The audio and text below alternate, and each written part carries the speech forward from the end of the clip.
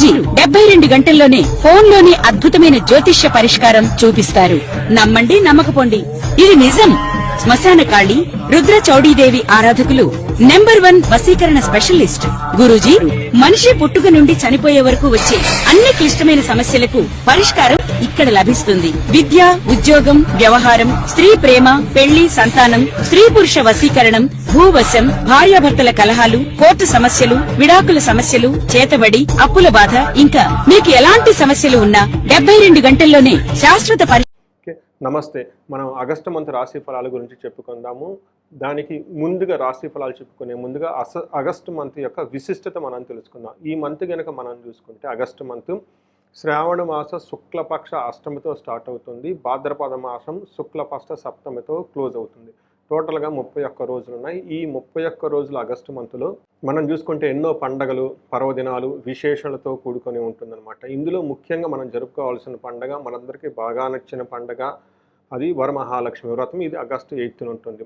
అలానే August 9th కూడాను మనకి గాయత్రి మాత జన్మించిన రోజు. ఆ రోజు రాఖీ పండగ. 2 పండుగలు ఒకే రోజు ఉన్నాయి. చక్కగా ఆధ్యాత్మికంగా ఉండండి. అన్నాదమ్ముల యొక్క అనుబంధాన్ని పెంపొందించే పండుగ రాఖీ పండుగ. చక్కగా సెలబ్రేట్ చేసుకోవాలని చెప్పేసి నేను కోరుకుంటున్నాను. ఇంతేకాకుండా 16వ తారీఖు కనుక మనం చూసుకుంటే 16వ తారీఖున మనం చూసుకుంటే శ్రీకృష్ణ జన్మాష్టమి ఉంది.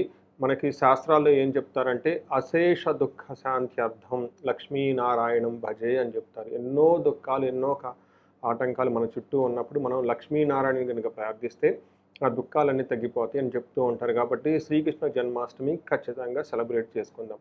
మనకి లాస్ట్ అండ్ మోస్ట్ ఇంపార్టెంట్ కనుక చూసుకుంటే 27వ తారీఖు వినాయక చవితి మనకు ఉంది. మనకి ఎంతో ఇష్టమైన వినాయకుడిని మనం ఎప్పుడు ప్రార్థించుకుంటూ ఉంటాం. ప్రతి పండగ ముందు, ప్రతి శుభకార్యానికి ముందు మనం పూజ చేస్తూ ఉంటాం అనమాట. సిద్ధి బుద్ధి ప్రదాత అని మనకి చెప్తూ ఉంటారు. అంటే మనం ఏదైనా కనుక పని చేస్తే ఆటంకాలు లేకుండా ఆ పని టక్కన కంప్లీట్ అయ్యి మనకి సిద్ధి రావాలి. అలానే మన జీవితంలో చేసే చాలా మిస్టేక్లన్నీ రాంగ్ డెసిషన్ వల్ల తీసుకుంటాం. అంటే బుద్ధి మన సరిగ్గా పనికి చేయకపోవడంతో. ఎప్పుడైతే మనం వినాయకుడిని పూజిస్తామో మన ఇంట్యూషన్ పవర్ చాలా స్ట్రాంగ్గా ఉంటుంది, మన క్రియేటివ్ పవర్ చాలా స్ట్రాంగ్గా ఉంటుంది, బుద్ధి వికసిస్తుంటుంది. అందుకని సిద్ధి బుద్ధి మనకు కావాలనుకున్నప్పుడు వినాయకుడిని ఖచ్చితంగా ఆ రోజు కూడా సెలబ్రేట్ చేసుకుందాం.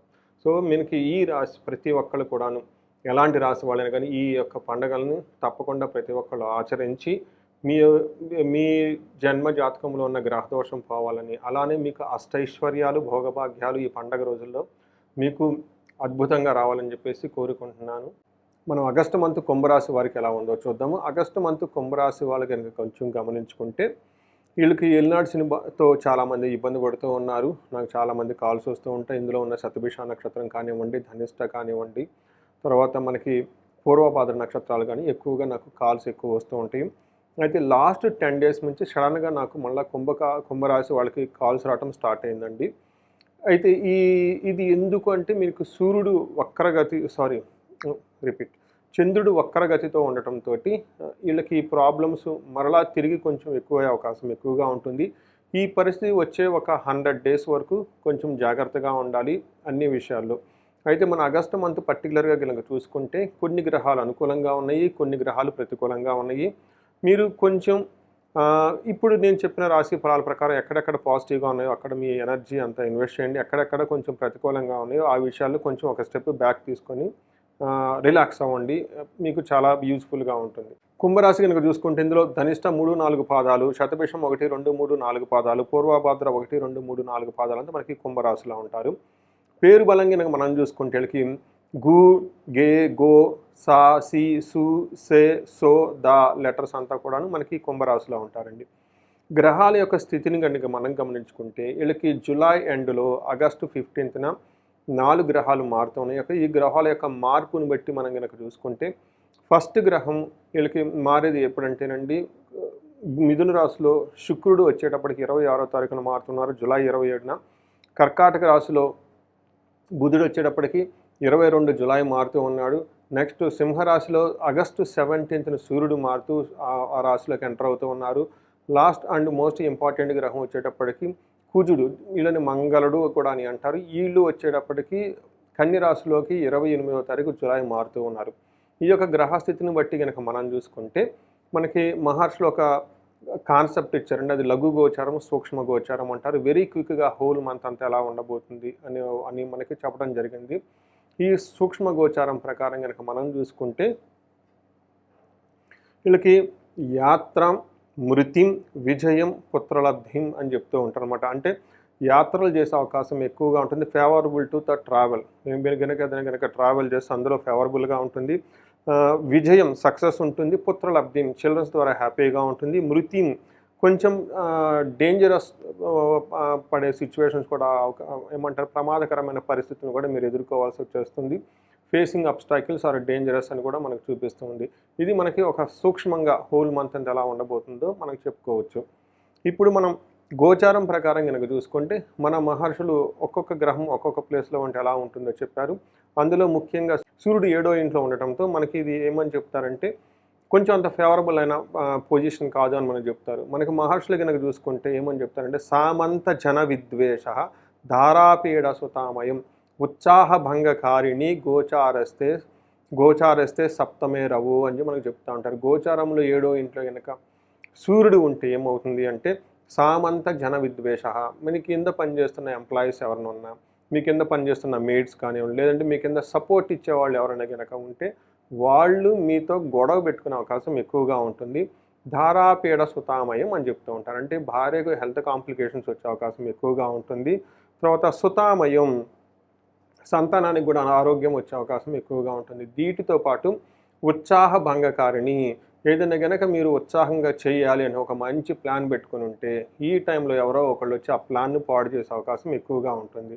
అంతేకాకుండా వీళ్ళకి ఫస్ట్ హౌస్లో మీ దృష్టి ఉండటంతో సూర్యుని యొక్క దృష్టి మీకు ఫిజికల్గా టైర్డ్నెస్ ఎక్కువ ఉండే అవకాశం ఎక్కువగా ఉంటుంది. కొంచెం హెల్త్ కాంప్లికేషన్స్గా కొంచెం సెన్సిటివిటీ డెవలప్ చేసే అవకాశం కూడా ఎక్కువగా ఉంటుంది. అయితే కుజుడు వీళ్ళకి 8th హౌస్లో ఉండి మిక్స్డ్ రిజల్ట్ ఇస్తున్నారు అని మనం చెప్పుకోవచ్చు. కొన్ని విషయాలు చాలా ఛాలెంజింగ్గా ఉంటుంది, కొన్ని విషయాల్లో చాలా ఫేవరబుల్గా కూడా ఉంటుంది. మనకి కనుక చూసుకుంటే 8th హౌస్లో కుజుడు ఉంటే ప్రవాస కార్యహాని సత్ కాసారోగ పీడనం స్థాననాశ రుణచ్ఛేద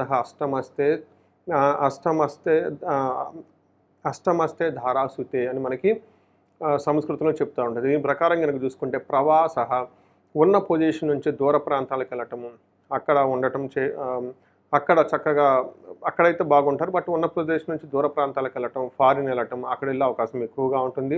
ఏదైనా కనుక పని చేస్తే ఆ పనిలో ఆటంకాలు వచ్చే అవకాశం ఎక్కువగా ఉంటుంది. ఈ రాశి వాళ్ళకి ఎక్కువగా కాఫ్, ఎక్కువగా దగ్గు ఎక్కువ వచ్చే అవకాశం ఎక్కువగా ఉంటుంది కంటిన్యూస్గా. స్థాన నాశనం, అంతేకాకుండా ఈ టైంలో మీకు ఏదైనా ప్రొఫెషన్ మ్యాటర్స్లో ఇబ్బందులు వచ్చేసి కొంతమందికి జాబులు పోయే అవకాశం కూడా ఎక్కువగా ఉంటుంది. కొంచెం జాగ్రత్తగా గుర్తుపెట్టుకోవాలి. ఇక్కడ 2 రీజన్లు ఉన్నాయి. ఒకటి మీకు ఏలినాటి శని వక్రంతో కొంచెం ఇబ్బందులు ఎక్కువగా ఉన్నాయి. ఇదే టైంలో సూర్యుడు కూడా అనుకూలంగా లేరు కాబట్టి జాబ్ విషయంలో చాలా జాగ్రత్తగా ఉండటం ఎంతైనా ముఖ్యం. అయితే ఇదే కుజుడు మీకు 2 విషయాలకు ఫేవరబుల్ కూడా చేస్తున్నాడు. ఒకటి ధన ప్రవాహాన్ని బాగా తీసుకొని వస్తారు. అంతేకాకుండా ఏదైనా పని కనుక చేస్తే ఆ పనిలో కొంచెం ఒడిదుడుకులతో కూడి సక్సెస్ అయితే ఖచ్చితంగా వచ్చే అవకాశం ఎక్కువగా ఉంటుంది. శుక్రుడు 5వ ఇంట్లో ఉండటంతో ఇది చాలా మంచి పొజిషన్. శుక్రుడు మీకు భాగ్యాన్ని, లక్కుని తీసుకుని వస్తున్నారని మనకి చెప్పుకోవచ్చు. ఓ పక్క శని ఇబ్బందులు పెడుతున్నా, సూర్యుడు ఇబ్బంది పెడుతున్నా, కుజుడు ఇబ్బంది పెడుతున్నా, శుక్రుడు మాత్రం మీకు మంచి యోగ్యతను తీసుకొని వస్తున్నాడు. ఈ టైంలో మీరు చక్కగా ఆధ్యాత్మికంగా శ్రావణ మాసం శుక్రవారాలు జరుపుకుంటే చాలా ఉత్తమం. ధన ప్రవాహం మీకు వచ్చే అవకాశం ఎక్కువగా ఉంటుంది. శుక్రుడు కనుక 5వ స్థానంలో ఉంటే సూర్యుడు పెట్టే ఇబ్బందుల నుంచి చాలా వరకు ఉపశమనం తీసుకొని కాంటాక్ట్ చేసి మిమ్మల్ని కాపాడే అవకాశం ఎక్కువగా ఉంటుంది. శుక్రుడు కనుక మీరు చూసుకుంటే 5వ ఇంట్లో ఉంటే దాసీభృత్య జనలాభ నిత్యమృష్టాన్న భోజనం ధనధాన్యాభీష్టార్థ పంచమస్తే భవేత్ భృగో అని మనకి శాస్త్రంలో వివరించడం జరిగింది. దీని ప్రకారం కనుక చూసుకుంటే మీ కింద ఉన్న ఎంప్లాయీస్, సర్వెంట్స్, తర్వాత మీ కోవర్కర్స్ అంతా మీకు చాలా సపోర్ట్ ఇచ్చే అవకాశం ఎక్కువగా ఉంటుంది. తర్వాత ఏమంటారు, నిత్యమృష్టాన్న భోజనం, మంచి భోజనం తింటూ పార్టీల్లో, ఫంక్షన్లో చక్కగా సెలబ్రేట్ చేసే అవకాశం ఎక్కువగా ఉంటుంది. ధనము, ధాన్యంతో పాటు అనుకున్న పనులన్నీ చక్కగా నెరవేరే అవకాశం కూడా ఎక్కువగా ఉంటుంది. అంతేకాకుండా శుక్రుడు మీకు 11వ ఇంట్లో దృష్టి ఉండటంతో లేడీస్ అయితే జెంట్స్తో చక్కగా వాళ్ళకి అంతకుముందు ఏమైనా భేదాభిప్రాయాలు ఉంటే అవన్నీ పోయే అవకాశం ఎక్కువగా ఉంటుంది. అదే గనక జెంట్స్ అయితే గనక లేడీస్తో అంతకుముందు ఏమైనా గనక గొడవలు భిన్నాభిప్రాయాలు ఉంటే అవన్నీ తొలగిపోయి ఏకాభిప్రాయానికి వచ్చి మంచి సామరస్యంగా అనుకున్న విధంగా ఇద్దరు కలిసి పనులు చేసుకొని ముందుకెళ్ళే అవకాశం ఎక్కువగా ఉంటుందని గమనించుకోవాలి. మనం నక్షత్ర ప్రకారం కనుక చూసుకుంటే మన మహర్షులు అంగగోచారం అన్న ఒక కాన్సెప్ట్ను మనకి ఇచ్చారు. ఈ కాన్సెప్ట్ ప్రకారం కనుక ఏంటంటే నక్షత్రం ప్రకారం కూడా మనకి ప్రిడిక్షన్ చాలా క్లియర్గా వస్తుంది. మీరు ధనిష్ట నక్షత్రం కనుక చూసుకుంటే వీళ్ళకి రాజ్య లాభము ఖచ్చితంగా ఈ మంత్లో ఒక ప్రమోషన్స్ వచ్చే అవకాశం ఎక్కువగా ఉంటుంది. ఒక ఆఫర్ వచ్చే అవకాశం ఎక్కువగా ఉంటుంది. మీకు నెగిటివ్ సైడ్లో కనుక చూసుకుంటే వీళ్ళకి భయము, వీళ్ళకి రాజ్య లాభము, లాభం కూడా ఉంటుంది. కానీ దరిద్రము, అతి భయము, రోగము చూపిస్తుంది. అంటే ఒక రకంగా కనుక చూసుకుంటే ఫైనాన్షియల్ క్రైసిస్ ఉంటుంది, హెల్త్ కాంప్లికేషన్స్ ఉంటుంది. మీరు అతిగా భయపడే సిచ్యువేషన్లు కూడా మీ చుట్టూ ఉండే అవకాశం ఎక్కువగా ఉంటుంది. నెక్స్ట్ కనుక చూసుకుంటే శతభిష నక్షత్రం వీళ్ళకి ధనప్రాప్తి చాలా బాగుంది, లాభప్రదంగా ఉంటుంది, రాజ్యలాభం ఉంటుంది. ఇవన్నీ పాజిటివ్ సైడ్లో ఉన్నాయి. మనకి ఛాలెంజింగ్ కనుక చూసుకుంటే భయము, దరిద్రము, బంధనము కూడా చూపిస్తూ ఉంటుంది. ఏదో ఒక విషయంలో మీరు సందిగ్ధానికి లోనైపోయి అసలు ఫ్యూచర్ ఎలా ఉంటుందనే సిచ్యువేషన్స్ వచ్చే అవకాశం ఎక్కువగా ఉంటుంది. ఫైనాన్షియల్ క్రైసిస్ కూడా వచ్చే అవకాశం ఎక్కువగా ఉంటుంది. హెల్త్ కూడా కొంచెం జాగ్రత్తగా ఉంచుకోవడం ఎంతైనా ముఖ్యం. పూర్వభాద్ర నక్షత్రం వాళ్ళకి కనుక చూసుకుంటే వీళ్ళకి ధనప్రాప్తి చాలా బాగుంది, లాభప్రదంగా ఉంటారు. భయము, బంధనము, ధనహీనత అనేవి మనకి ఆపోజిట్లో ఉన్నాయి. ఇక్కడ మనకి భయపడే అవకాశం ఎక్కువగా ఉంటుంది. బంధనము, ఏదో ఒక విషయంలో మీరు చాలా ఏమంటారంటే స్టాగ్నేటెడ్ పొజిషన్లో ఉండటం, లేదంటే సందిగ్ధతకు గురి అవ్వటము, కన్ఫ్యూజన్లో ఎక్కువగా ఉంటారు. ఈ టైంలో ఆస్ట్రాలజర్ని కలిసి మీరు కనుక ప్రిడిక్షన్ కనుక తీసుకుంటే మీకు యాక్యురేట్గా ప్రిడిక్షన్ వస్తుంది. వాళ్ళ గైడెన్స్తో ముందుకెళ్తే చాలా చక్కగా ఉంటుంది. నాకు చాలామంది ఈ సందిగ్ధత గురించి చాలామంది ఫోన్లు చేస్తుంటారు. పర్టికులర్గా యూఎస్ నుంచి ఉన్న జాబు సరిగా లేదు, ముందుకు వెళ్దామా లేదా, లేదంటే ఒక ఇల్లు కొనుక్కుందాం అనుకుంటున్నాం, చేద్దామా లేదా, బిజినెస్ చేద్దాం అనుకుంటున్నాం, జాబ్ వదిలేసి బిజినెస్ చేద్దాం అనుకుంటున్నాము, జాబులో మాకు అంత అనుకూలంగా లేదు, జాబ్ చేస్తే బాగుంటుందా లేదా, ఇలాంటి విషయాలు ఇంకా పర్సనల్ విషయాలు కొన్ని డిస్కస్ చేసుకోండి. నాకు కాల్స్ ఎక్కువ వస్తూ ఉంటాయి. జ్యోతిష శాస్త్రం ద్వారా మనకి క్లారిటీ ఉంటుంది. మీకు యొక్క కన్ఫ్యూజన్పై ఒక క్లారిటీ అనే పొజిషన్కి వస్తుంది. ఏది చేస్తే మాకు ఈ టైంలో బాగుంటుందని మీకు మరి తెలుసుకోవచ్చు. తర్వాత ఈ ప్రకారం కనుక మీరు చూసుకుంటే ఇంకా మీకు ఈ రాశి వాళ్ళకి వేరే ఎలాంటి ప్రాబ్లమ్స్ అయితే లేవు. ఇప్పటివరకు మనం చెప్పుకున్న వైషమ్యులకు సంబంధించిన వ్యవహారాల్లోనే కొంచెం ప్లానెడ్గా ప్లాన్ చేసుకుంటే ఈ మంత్ అనేది మీకు చక్కగా హ్యాపీగా ఉండే అవకాశం ఎక్కువగా ఉంటుంది. పరిహారాలు కనుక చూసుకుంటే మీరు ఎక్కువగా నవగ్రహ స్తోత్రాన్ని ఎక్కువగా చేయండి. ఇంతేకాకుండా సూర్యుడికి సంబంధించి కొంచెం మిక్స్డ్గా రిజల్ట్ ఉంది కాబట్టి గాయత్రి జపం చేసుకోవటం, సూర్య నమస్కారాలు చేసుకోవటం లాంటివి చేయండి. ఎవరైనా కనుక నా కుంభరాశి వాళ్ళు కనుక ఉగాది రాశి ఫలాలు మిస్ అయ్యి ఉంటే అది ఖచ్చితంగా చూడండి. అందులో చాలా పరిహారాలు చెప్పడం జరిగింది, అవన్నీ చక్కగా చేసుకోండి. అయితే ఈ రాశి వాళ్ళకి ఫైనాన్షియల్ ప్రాబ్లమ్స్ చాలామంది ఫేస్ చేస్తూ ఉన్నారు. అలాంటి వాళ్ళ గురించి నేను చాలామంది ఇదే ఒక రెమెడీ ఎప్పుడు చెప్తూ ఉంటాను. కుబేరు పాశుపత అభిషేకము, మహాలక్ష్మి విశేష హోమం చేయించుకోండి, ధన ప్రవాహం మీకు ఖచ్చితంగా వస్తుంది. అయితే ఇది నేను చాలామందికి 1-to-1 వాళ్ళ ప్రిమిసెస్లో చేయడం జరిగింది, వాళ్ళ ఇళ్లలో చేయడం జరిగింది, బిజినెస్ ప్లేస్లో చేయడం జరిగింది. బట్ చాలామంది ఇది మాకు చాలా కాస్ట్లీ అండి, ఎక్స్పెన్స్ మేము భరాయించలేము అని చాలామంది అడుగుతూ ఉన్నారు. అయితే వాళ్ళందరికీ కూడాను ఆల్టర్నేటివ్గా సామూహికంగా చేద్దామని చెప్పేసి నిర్ణయంతో వచ్చే ఆగస్టు మంత్ 21, 22వ తారీఖులో లాస్ట్ శుక్రవారము, గురువారం రోజున ఇదే కార్యక్రమం ఓపెన్గా అందరికీ చేయడం జరుగుతూ ఉంటుంది. ఇది సద్వినియోగం చేసుకోవాలని నేను కోరుకుంటున్నాను. ఫస్ట్ రోజు కనుక వచ్చేస్తే వీళ్ళకి కుబేర పాశుపత అభిషేకం. ధనం వస్తుంది కానీ వెంటనే ఖర్చు అవుతుంది. ధనం మీ దగ్గర నిలబడటం లేదంటే కుబేరుడి యొక్క కృప మీ మీద లేనట్లే. అందుకని దీనికి సంబంధించి కుబేర పాశుపత అభిషేకం తలపెట్టాము. రెండో రోజు వచ్చేటప్పటికి మహాలక్ష్మి విశేష హోమం ఉంటుంది. ఇది 2 పార్ట్లుగా ఉంటుంది. ఒక భాగం వచ్చేటప్పటికి శీఘ్రంగా ధనం రావడానికి, రెండో పార్ట్ వచ్చేటప్పటికి నష్టద్రవ్య ప్రాప్తి. మీరు కనుక ధనం ఎక్కడైనా కనుక కోల్పోయి ఉంటే ఆ ధనం తిరిగి మీకు రావడానికి ఈ యొక్క హోమం ప్లాన్ చేశాము. ఇది టోటల్గా 2 రోజుల కార్యక్రమం. ఇది సామూహికంగా చేయడం జరుగుతుంది. చాలామంది ఆల్రెడీ నాకు కాల్స్ వస్తున్నాయి, రిజిస్ట్రేషన్లు అవుతున్నాయి. సో మీరు కూడాను ఎవరైనా కనుక కావాలి అనుకుంటే ఈ కనిపిస్తున్న నెంబర్కి కనెక్ట్ అయ్యి రిజిస్ట్రేషన్ చేయించుకోండి.